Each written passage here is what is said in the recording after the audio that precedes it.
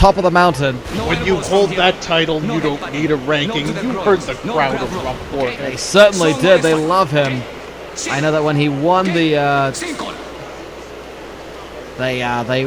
when he actually won the tournament, they rained down Garbage into the ring, as was pointed out, not because they were mad, but because that's how they wanted to respect him. They're happy he won. They wanted to bring him back to the Estadio Calamidade in Brazil, where he is used to having Garbage rain down upon him. Now, Cal, you've competed in many tournaments. You've competed in front of crowds. You understand how much it is to have a crowd behind you, but when a crowd is actually supporting you by throwing things at you. Oh, I mean, at Universal Free Fight 79, when I came back after... This is 1979, not like the number 79. No, 1979. Okay, yes, indeed. The year. Annual thing, of course. When I came back after taking a little self-imposed time off, I didn't compete much in 78 other than Universal Free Fight.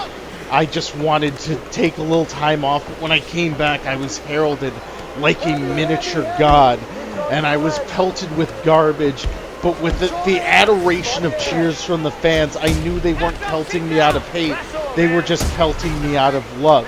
And even though they booed and called me a fraud and a hack, I knew they were just saying that it was fraudulent that I didn't compete the previous month, and that they wanted me to hack away at my opponent. Well, I suppose that a very possible way. What exactly they were throwing? The reason they were throwing garbage? Well, I mean, at Universal Free Fight 78, because I mean I won 77, obviously. Of course, yes. Yes, but at 78, they had changed the rules. Apparently, I couldn't use my deadly stinger punch anymore. You know about the stinger, right? I think so. Well, the stinger is when you dip your gloves in a little bit of glue and you put crushed glass and razor blades on them. It opens up cuts, and people thought that was an unfair advantage. Meanwhile, they were using leg locks. I mean, have you ever been hit with a leg lock? They hurt pretty bad. I was just trying to even the field.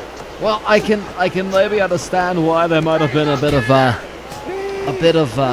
Well, they had no right to be upset. It wasn't in the rules that I couldn't use this. And while they disqualified me in the semifinals for eye gouging, which wasn't legal, and I wasn't trying to eye gouge, I was just trying to get my glove unstuck from my opponent's face. That's fair. You're just trying to pick the piece of glass out of his eye. Yes, exactly. I was trying to be helpful. Yes, but I mean, sure, I said 3 people. Oh my goodness! Well, I was about to just mention how this fight had not really opened up just yet, but Jedidiah Smock has just landed a surprising blow. Oh my goodness! Bagulho, the champion, is down. The defending tournament champion is down. He's back up though. He has shown he has been able to withstand quite a barrage of abuse. He took some hard shots there, He certainly did. I don't like his chances going forward. I mean, we've got... It's worrisome. I mean, you know, he's an early favorite. Of course, you have to back the horse that is the defending tournament champion. But you cannot count out Jedidiah Smock, and I think Bagulho knows that he is in a very difficult fight in the opening round. But these are the fights. Oh, another upper hand! Oh, God! I think Bagulho was leaning away from it, and it just knocked him off balance, but he is hurt. And Smock... right in the temple, a brutal shot. He's taken side control back into guard. I think, honestly, if I'm Smock, I'm just trying to get out of there. And another one. He's continuing to Hemingway. He is in the belly of the beast. Bagulho excels on the ground as well. He is such a well-rounded fighter. He's dangerous on the ground in the ground and pound. He's dangerous in the submission game. But Smock is just taking the fight away. And right like that. Oh, a submission. Submission attempt. Could this Kimura be enough? It looks like a desperation move, but it could work. It could very well what work. What it did do, Cal, is it stopped the momentum of Jedidiah Smock.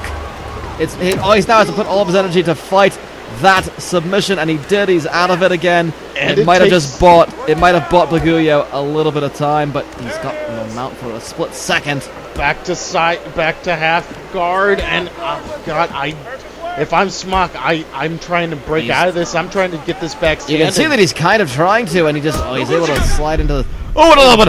Oh, it's gonna be it! Oh no! He's got the space for the stomach! And Hyundai Elantra says no more! He calls in He's calling in for help for Bagulho. Oh, I can't believe it. The defending tournament champion has been upset by the angry Amish assassin who is covered in blood. And look at Smock's face right then and there. He is overjoyed. He's taken down he might be the new favorite to take the entire thing right now. Well, he certainly is showing a reserved, of course, about as much overjoy as an Amish man can show. I think it's a bit of a sin to show too much elation or to be enjoying something too much. But you know what, Jedidiah? Smock, I think inside, he is feeling a lot of pride. And he has raised, like a barn, he has raised himself to another level.